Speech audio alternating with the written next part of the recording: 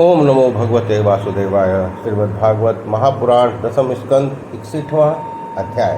श्री कृष्ण के पुत्रों के नाम। रुक्म वध वर्णन। श्री सुखदेव जी बोले, श्री कृष्ण के यहाँ प्रत्येक रानी के 10-10 पुत्र हुए, जो किसी बात में किसी से कम न थे। कृष्ण जी घर से कहीं बाहर नहीं जाते थे, न कहीं रहते थे। यह देख कर वे राजकन्याएं उनको अपना ही प्यारा जानती थी, क्योंकि वे यह न जानती थी कि भगवान तो सभी आत्माओं में रमण करते हैं। उनका सुंदर कमलकोश के समान मुख, विशाल बाहु, विस्तीर्ण नेत्र, प्रेम में हास्य रस के साथ चितवन तथा मन को हरने वाली वाणी से मोहित हो स्त्रियां अपने अनेक प्रकार के विलास करके भी भगवान को मोहित न कर सकी।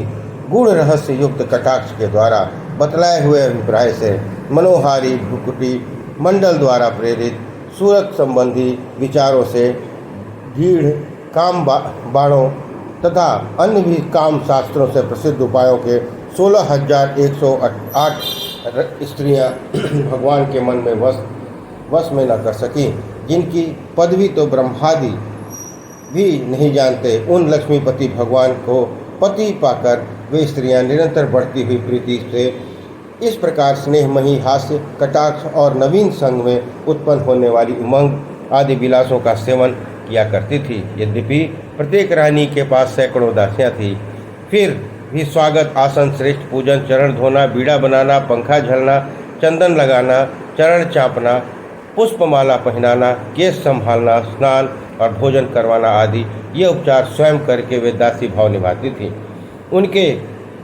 उनसे पहले कहीं हुई 8 पट रानियों में प्रद्युम्न आदि पुत्रों में के नाम मैं तुमसे कहता हूँ। श्री कृष्ण जी के यहाँ रुक्मिणी के प्रद्युम्न, चारुदेषण पराक्रमी, चारुदेश, सुचारु, चारुगुप्त, भद्रचारु, विचारु और चारु आदि 10 पुत्र हुए।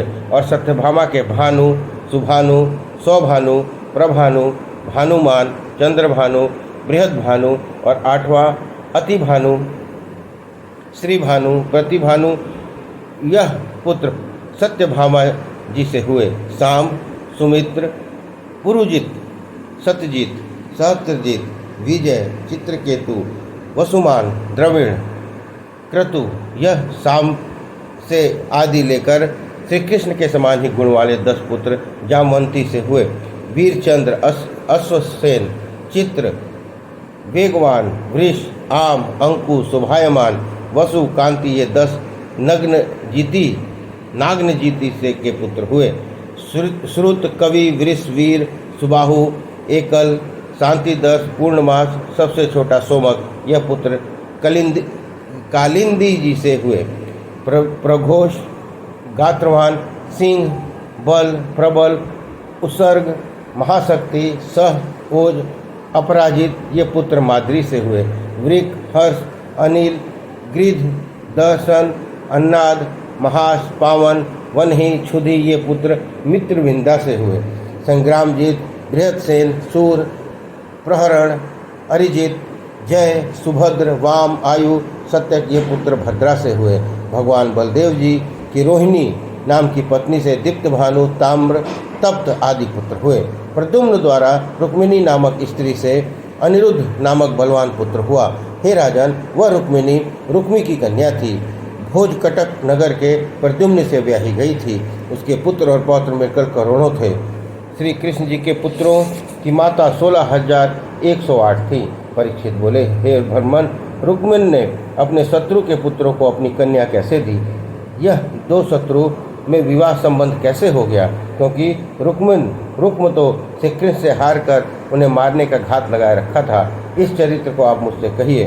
श्री रुक्मिणी का भाव आपसे छिपा न होगा, क्योंकि योगी पुरुष तो भूत भविष्य इंद्रिय के अगम दूर या छिपी हुई बात को भली भांति जानते हैं।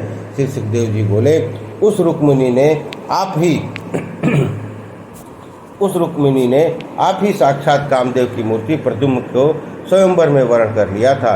तब प्रद्युम्न जी अकेले ही एक रथ रखते हुए भी युद्ध में एकत्र हो राजाओं को जीतकर उसे हर लाए थे।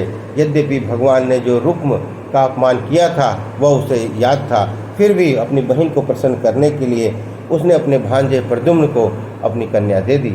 हे राजन, विशाल नयनों और सुंदर बुद्धिमती रुक्मिणी की चारुसती नाम की कन्या के साथ बलवान कृतवर्मा के पुत्र का विवाह हुआ।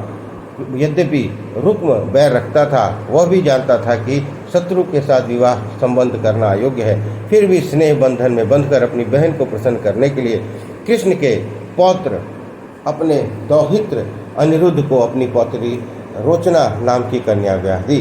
हे राजन, उन अनिरुद्ध ने विवाह महोत्सव में रुक्मिणी, बलदेव जी, श्री कृष्ण, शाम प्रद्युम्न आदि सभी यादव भोजकट नगर में बाराती बनकर गए थे।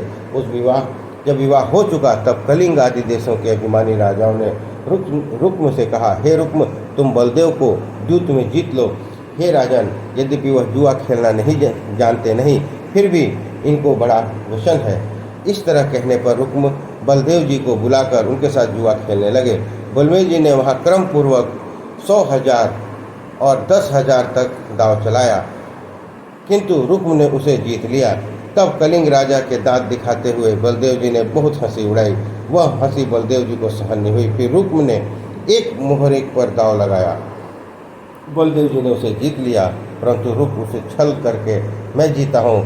तब तो स्वभाव से ही रक्त नेत्र वाले बलदेव जी पूर्णमासी के समुद्र के भांति छुट हो गए। उन्होंने 10 करोड़ का दांव लगा दिया। यद्यपि धर्म से उसे बलदेव जी ही जीतते थे, परंतु रुक्म ने फिर कपट कर वह भी मैं जीता, इस विषय में सभासद भी कह सकते हैं। तब यह आकाशवाणी हुई कि धर्मपूर्वक तो यह दांव बलदेव जी जीते हैं, पर रुक्म असत्य बोल रहा है। दुष्ट राजाओं द्वारा सिखाया हुआ यह रुक्म आकाशवाणी का भी अपमान करके बलदेव जी की हंसी उड़ाता हुआ काल की प्रेरणा में इस प्रकार कहने लगा, तुम पासा खेलना जानते ही नहीं, क्योंकि तुम तो बनवासी हो, गाय चराना जानते हो। पासों और बाणों से दूसरे राजाओं ने उनकी हंसी उड़ाई। तब बलदेव जी ने अत्यंत क्रुद्ध होकर कहा, फिर तो उन्होंने क्रोधपूर्वक परिघ उठाकर उस मंगल सभा में रुक्म को मार दिया। कलिंग राजा को तत्काल ही 10वें कदम पर पकड़कर क्रोधपूर्वक उनके दांत तोड़ दिए, क्योंकि वह दांत दिखाकर हंसता था। फिर तो अन्य राजागण बलदेव जी की परिघ से पीड़ित होकर डरते भाग निकले।